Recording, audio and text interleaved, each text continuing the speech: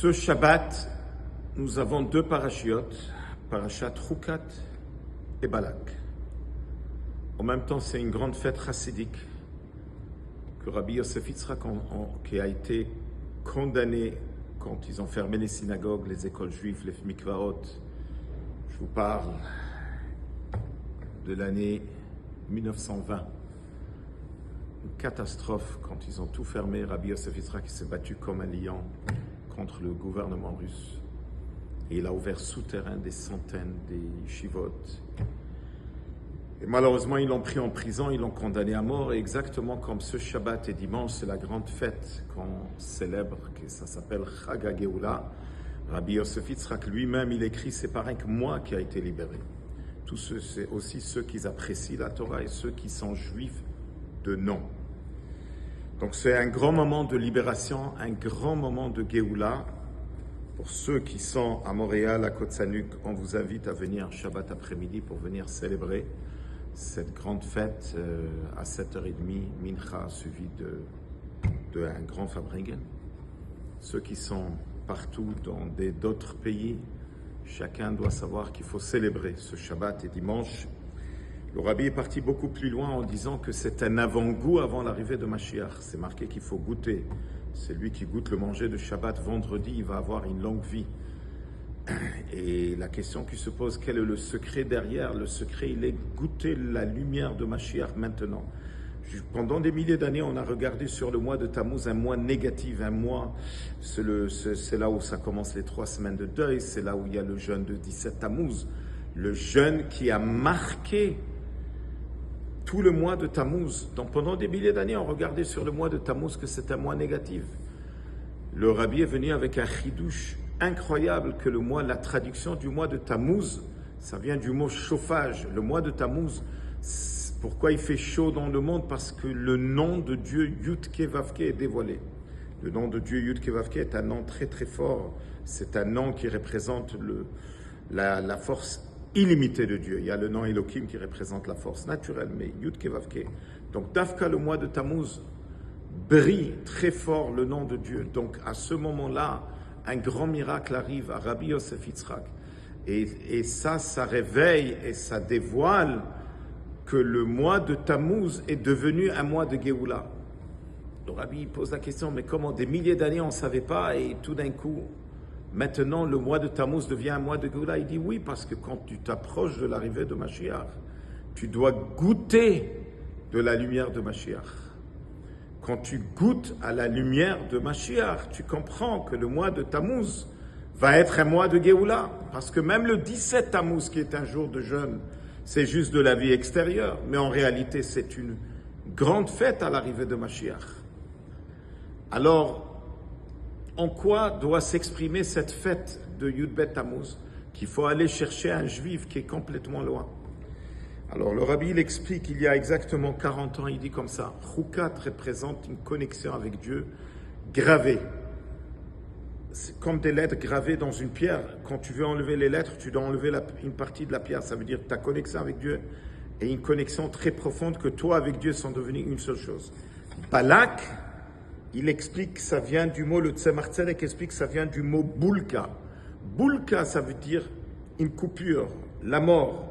C'est-à-dire non seulement que le juif n'est pas connecté avec la Torah, mais il est déconnecté. Et là vient que Yud Bet Tammuz tombe Parashat Chukat Balak ensemble, qu'il ne faut pas aller, c'est pas assez que toi tu es en train de servir Dieu d'une manière gravée, mais tu dois aller chercher le juif qui est complètement loin et le ramener et le faire entrer, qu'il fasse partie de Ham Israël. En d'autres mots, la délivrance. Rabbi Yosef Yitzhak, il a donné sa vie, mais il est parti chercher les Juifs qui sont complètement loin. Et il a dit que sa délivrance, elle va même pour ceux qui sont juste Juifs de nom. Le Rabbi continue, il dit, il faut comprendre que Balak, c'était le plus grand ennemi du peuple juif. Alors comment ça se fait qu'il y a une paracha qui est nommée sur lui? Et il amène au nom du Tzemar Tzedek, le Tzemar Tzedek, il dit au nom du Shala Kadosh, que Balak et Bilam, c'était des grands chachamim, mais Balak était encore plus chacham que Bilam. Il savait que la royauté de David et Mashiach va venir de lui. Parce que David Amelech, il vient de, et Mashiach qui vient de la descendance de David, vient de Ruth à Moavia. Ruth à Moavia, c'est marqué dans la Gemara Masechet Baba Batra, que c'est la mère de la royauté, Ima Shel Malchut. Et elle sort de Balak Melech Moav. Qui peut le croire que même la paracha Balak, les plus grandes prophéties sur Mashiach, sont marquées dans parachat Balak. Je le vois et c'est pas maintenant, on parle de David, dit le Rambam, Ashuren Velo Karov, je le vois mais il c'est pas proche, on parle de Melech HaMashiach. Incroyable ce qu'il y a marqué dans la paracha de cette semaine. Donc quel est le message quand un juif il fait un bilan? D'un côté il est le fils de Dieu et Akadosh Baruch Hu il aime, mais de l'autre côté il voit qu'il peut avoir une situation qu'il est tombé, qu'il n'a pas une bonne conduite, il doit se rappeler que même Balak il a vu que Mashiach vient de lui. Donc un juif, il doit savoir le grand potentiel qui se trouve en lui. Donc je vais juste clôturer, étant donné qu'on se prépare à la grande fête chassidique, je vais clôturer que Rabbi Yosef Yitzhak, quand il était assis en prison, il a pris sur lui une décision ferme qui ne va pas leur donner aucune considération. Donc il était... Quand ils sont venus lui annoncer une bonne nouvelle, la coutume, elle est dans les prisons, quand on annonce une bonne nouvelle, il faut se lever, il a dit, je ne me lève pas. Ils ont dit, on va te frapper. Allez-y, ils l'ont frappé, ils sont sortis. Il y a un deuxième groupe. Et dans ce deuxième groupe, il y avait un juif, et il parlait en yiddish, il dit, qu'est-ce que vous faites des histoires? Ils veulent vous annoncer une bonne nouvelle. Il a dit, je ne me lève pas. Ils l'ont frappé, ils sont sortis. Il y a un troisième groupe.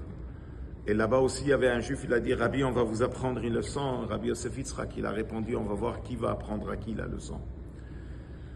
Et après, il y a eu un quatrième, et ils l'ont frappé encore une fois. Et après, il y a eu un quatrième groupe, ils l'ont dit, viens avec nous. Ils lui ont montré, c'était marqué, condamné à mort, barré.